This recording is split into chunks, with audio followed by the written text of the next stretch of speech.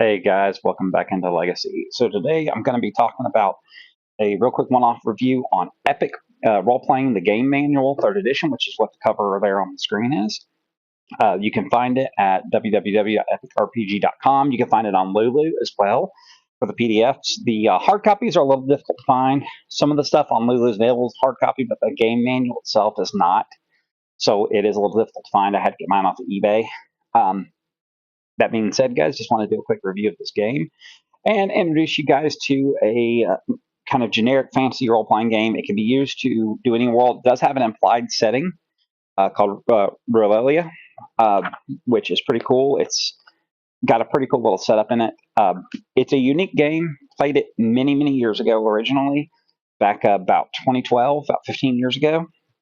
The system itself is very simple, very unique in how it feels and how characters are built and things like that. But Epic is a great game for kind of generic fantasy. If you're looking to build a generic fantasy world for yourself, you can. It's easy enough to create races and occupations, which I'll explain that in a minute. But it's easy enough to create for. But it's also, like I said, its implied setting is really well done as well. So if you want to use their implied setting, by all means, run in their implied setting. Their implied setting is a lot of fun.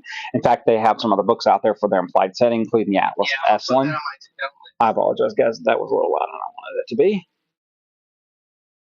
Let me go put my phone on D&D so that doesn't happen again.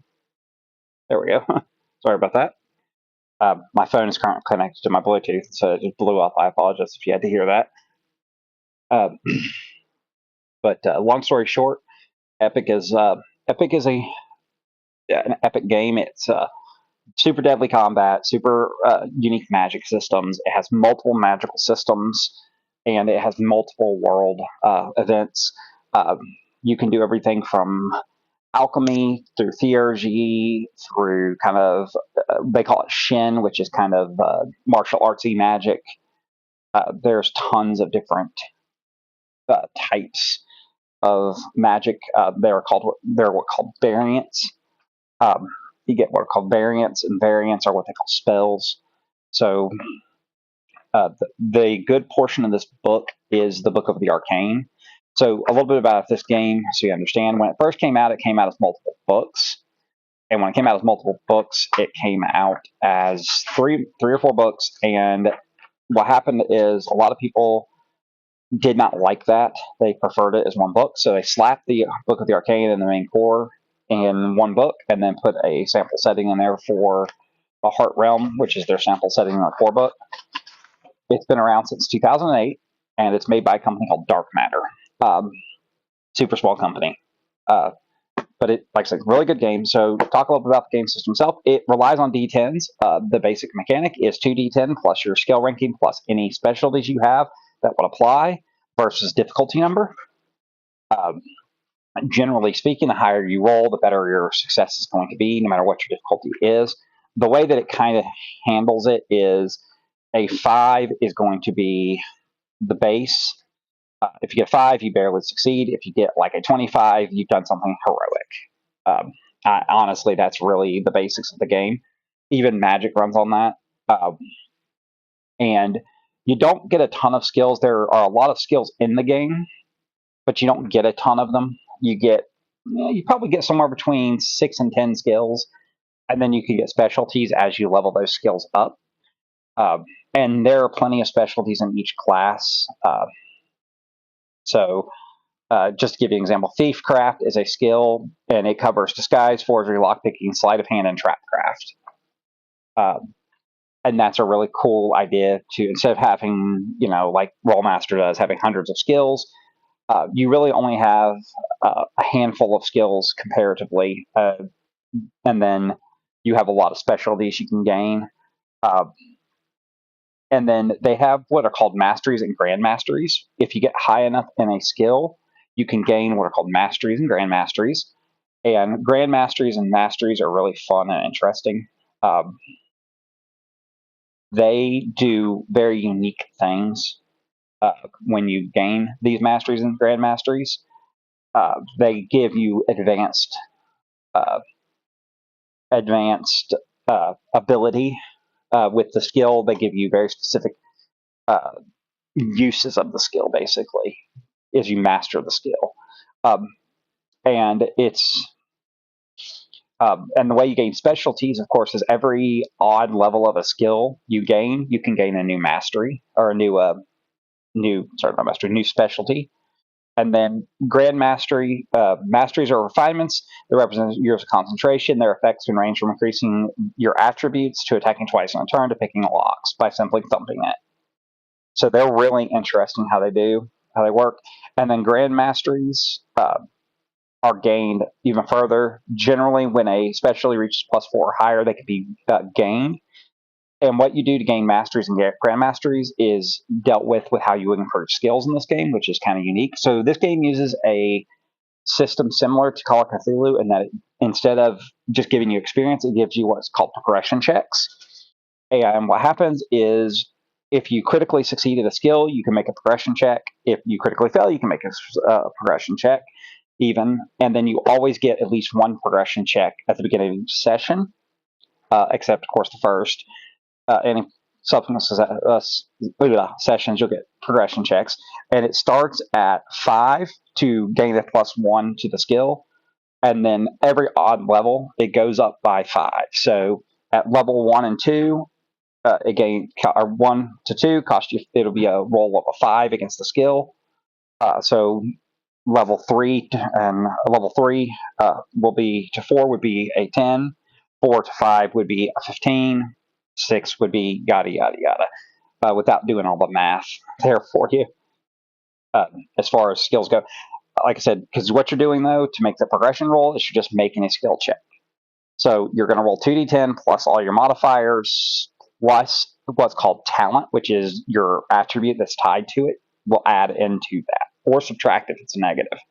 Because attributes in this game are ranked from -10 to a +10, with most human average people being between about 0 and 2. So your characters start off. You can also increase your vital attributes by giving up different types. Let me get to it, make sure I read it right, because I don't want to lie to you exactly what you give up. Um,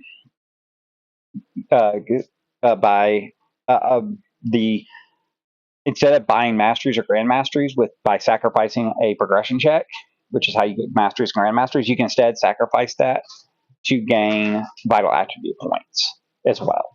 So if you were at a point where you could buy a mastery, instead of buying a mastery, you can say, I want to increase my body by 1. I want to increase my build by 1. I want to increase my intuition by 1. So attributes are divided into 2 categories, mind and body. So you have 4 of each stat. Agility, beauty, body, vitality. And then you have, without looking, it's intuition, reason, will, and can't remember the last one for the life of me.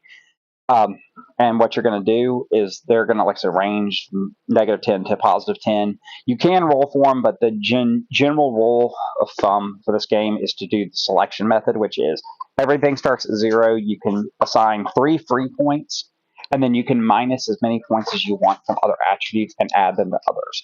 So if you leave something at 0, for example, you can make it a -1 or -2 and add those 2 points wherever you want. To any of the other attributes. And it kind of balances itself out, is what it is. And the last one, I said 4, there's 5. I'm sorry. I forgot might and I forgot presence. There we go. On attributes. But the game itself is highly deadly. You take life point damage, and you have very low life points. And as you take life point damage, you take wounds. And as you take wounds, it makes it harder for your character to do things. For every wound level you have, you start taking, additional penalties. The same thing with your weight. It causes what's called impediment. For every weight total you have that equals your weight limit, it gives you 1 impediment. Impediment slows you down in combat, makes it harder for you to move.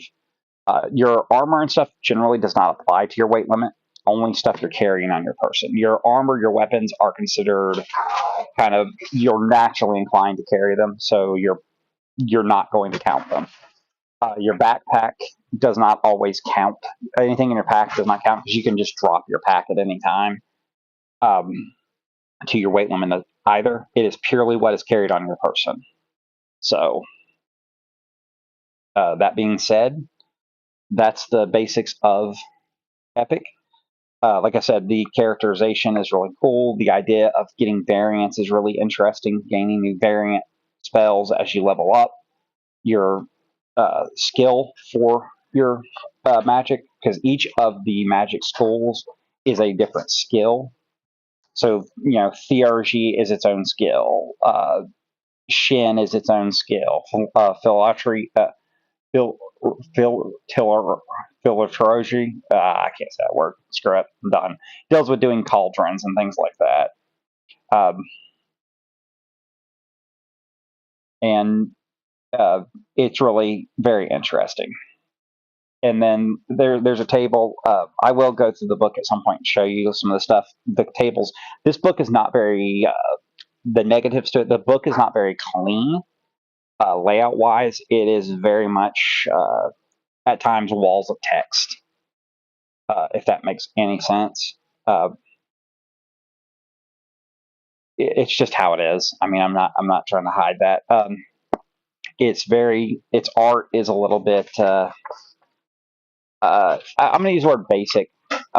Its art's not gorgeous, but you're not playing this game because it's put together the way that OSE or any of the big names are put together. I mean, that's just how it is. Joey, go away. I'm about to knock my stuff off my table here. And that's the basics of Epic. Like I said, fairly simple system. Not going to get into the weeds on how combat works. Movement is pretty simple too, like things like movement. You can move a base number of yards based on your stats. However, that being said, you have to sacrifice offensive or defensive capabilities to move further than that base. Because you do get defensive actions as well as offensive actions, and you get one action of both offensive defensive capabilities per turn, which is pretty cool. I really like that. I like that idea. Let me get to it. I'll tell you exactly what you can do, the kind of stuff you can do here. So you get a normal default action, which is if you're capable of moving. You can get one attack roll or one defense roll, which is your defensive or attack options, and then you can also get a shield block as well. And then you can forfeit your actions to do things like half move, which is your move plus 5. But you can't forfeit your move to take the move, of course. You can change your action for a single action by discarding one of your actions. One of your actions. You can dismount or mount a mount. You can stand up. You can draw or sheath a weapon. You can pick up an object or put a new arrow in your bow. Forfeiting all your actions allows you to do things like full move, get an item out of your pack, light a lantern or torch, prepare oil for like a Molotov, load stirrup or goat sleeve or crossbow, load a heavy crossbow, or staunch your own bleeding. And you cannot forfeit shield actions either. So, like I said, I'm not going to get too deep into the weeds on the combat because that's where these videos turn into lectures, not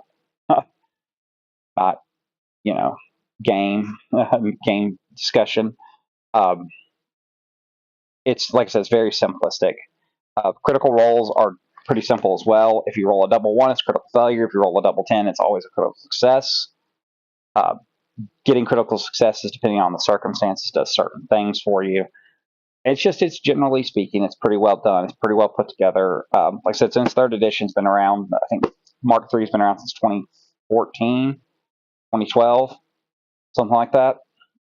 And like I said, it's readily available on Lulu. It's readable. You can get it through epicrpg.com, which is pretty cool. But if you're looking for a off the wall, off the beaten path fantasy RPG, definitely worth looking into. Definitely worth checking out. I personally enjoy it. I've enjoyed playing it the handful of times I've gotten to. Like I said, developing races, developing stuff is really awesome, really easy. And then, like I said, if you get the Atlas of Eslan, especially for the implied setting, you have a full world ahead of you. Or you can create your own setting.